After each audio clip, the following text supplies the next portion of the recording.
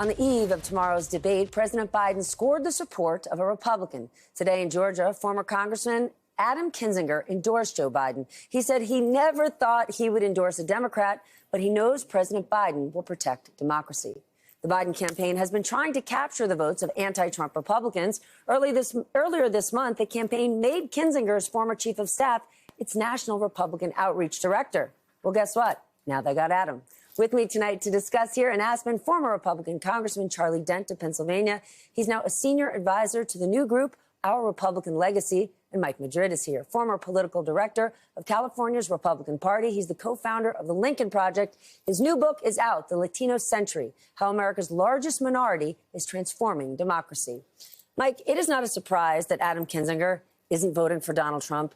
He despises the guy. Yeah. It is a big deal that he came out officially and say he's voting for President Biden. Do you think he will be the first of many? Is he the tipping point? I think he will be the first of quite a few. I don't know if it'll be as many as I would like to see, but what I will say is it's more than we had in 2020.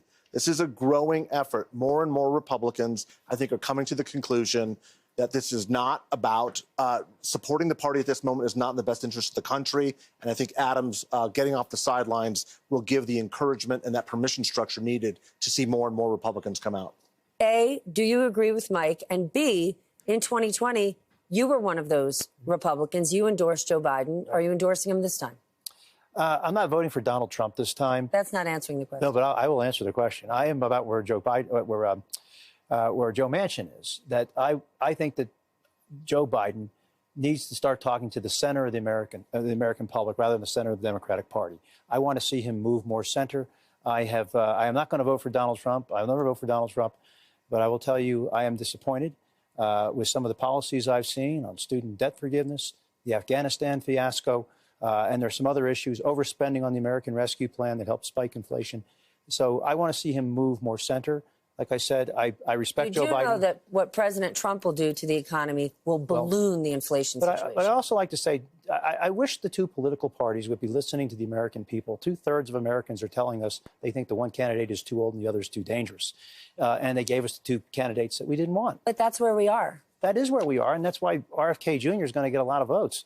And I'm not voting for RFK, by the way. But I just want you to know that people are very dissatisfied, and I'm part of that 2/3 of America. Okay, well, maybe the American people are speaking, because let's talk about what happened last night. We saw multiple Trump-endorsed candidates lose, and we saw at the same time squad member Jamal Bowman in New York lose his primary.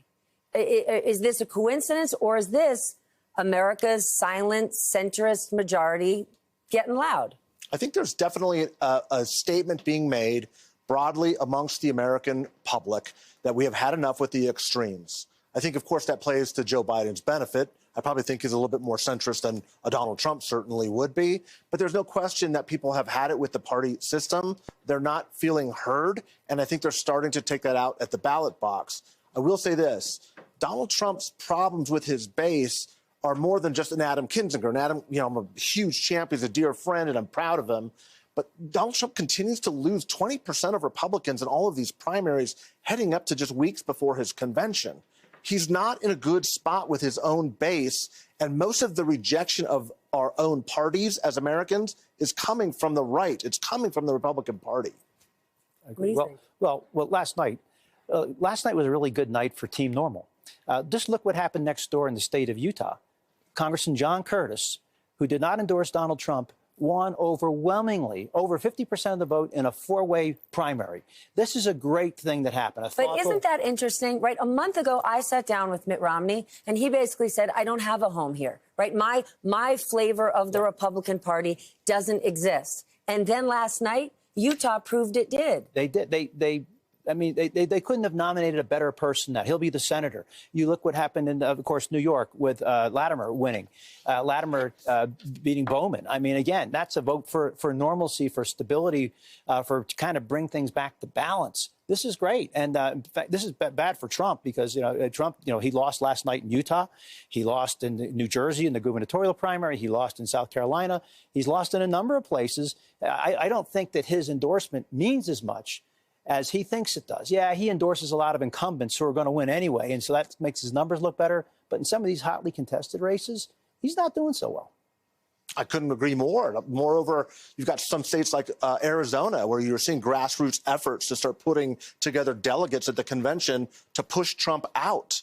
There's a 5-alarm fire going on in the GOP right now. And I think it has a lot to do with the fact that Donald Trump is an extreme threat to not only the country, but increasingly to the Republican Party and its potential and its future. Well, what a lot of Republicans are looking for, and that's why I'm involved with this, our Republican Legacy Project, is we want to get this party back to something based on core principles about the Constitution, about the Union, about a sensible foreign policy, peace through strength, free markets, and fiscal discipline. That's what we want to get back to as opposed to You do know the current Speaker of the House is Mike Johnson. I do. You do know that Mitch McConnell endorsed Donald Trump, and you do know that Donald Trump is a candidate. I do. But remember, there are probably at least a third of Republicans out there who want something different. I understand that I'm in the minority and Mike's in the minority. We are in the minority, but we want to start a conversation now. We're looking beyond 2024. Our roots that I'm talking about are deep. From Abraham Lincoln through Theodore Roosevelt to Eisenhower, Reagan, the Bushes, Ford, you know, all of them. This is where we're talking. These MAGA roots are very shallow.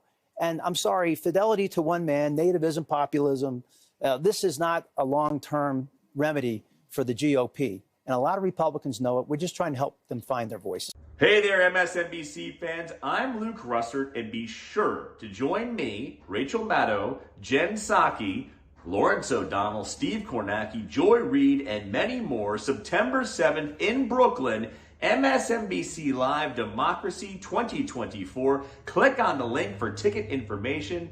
We will see you there.